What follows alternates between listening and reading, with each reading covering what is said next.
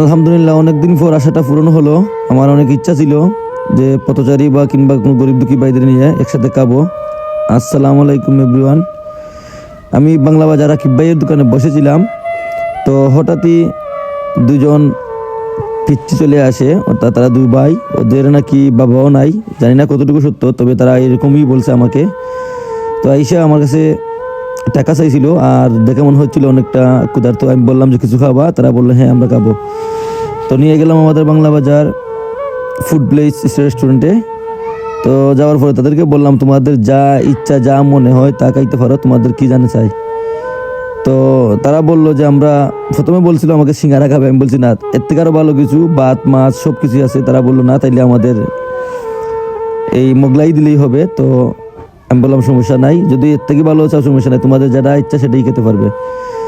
তো অবশ্যই তারা মোগলাই ডিসাইড করে, এবং এর ভিতরে বাড়ি ঘরের খোঁজখবর নিলাম আর কি, কেমন আছে না আছে, কে কে আছেন না আছেন। তো তেমনই কতই বললো যে বাবা নাকি নাই, নাকি থেকেও নাই, আমি সেটা বুঝতে পারতেছি না। তো যাই হোক, তারপর জিজ্ঞাসা করলাম যে ফেসবুকে যদি আমি তোমাদের ভিডিওটা আপলোড করি কোনো সমস্যা হবে কি। তারা বললো আমাদের কোনো সমস্যা নেই, তবে আমার নানু আমাদেরকে বড় করছেন, মাও আছেন, তবে বাবা নেই, এরকমটাই বলেছে। তো সেক্ষেত্রে যদি নানু জানেন তাহলে একটু সমস্যা হতে পারে। তো যাই হোক, ছেলেরা মনে হচ্ছিল অনেকটা ক্ষুধার্ত, বা দুজনই ক্ষুধার্ত, অনেকটা দুঃখী দুঃখী দুঃখী ভাব। তো অবশেষে খাবারটা চলে আসলো।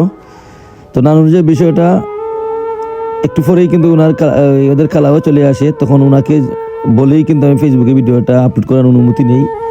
তো এই ক্ষেত্রে আর নানুর বিষয়টা আসেনি আর কি। তো যাই হোক, আমরা তিনজন মিলে একসাথে বসে খেলাম, এবং একটু পরেই ওনার খালাও আসে। আলহামদুলিল্লাহ ওনাদেরকেও আমি ইনভাইট করি খাওয়ার জন্য। ওনারা বলছেন যে আমাদের সময় নাই, চলে যাব। তো ওনাদের খাবারটা আমি প্যাকেট করে দিই, ওনারাও নিয়ে যান। তো এই ভিডিওটা করার উদ্দেশ্য হচ্ছে, আসলে এরকম অনেক শিশু বা বৃদ্ধ মানুষ আমাদের কাছে আছে।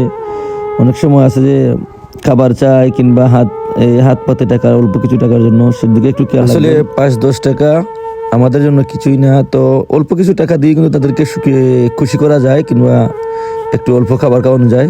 যাই হোক, আর আমি ওদের খালার নাম্বার রাখি, যদি কোনো সহৃদয়বান ব্যক্তি ভিডিও দেখে না তাদেরকে হেল্প করতে চান, ওরা খুবই অসহায়, তাহলে অবশ্যই আমার সঙ্গে যোগাযোগ করবেন। এবং ওনাদের পার্সোনাল নাম্বারটা রাখছি, ওরা বিকাশ নাম্বার না, তবে পার্সোনালভাবে কল করে কথা বলে আপনারা চাইলে হেল্প করতে পারেন।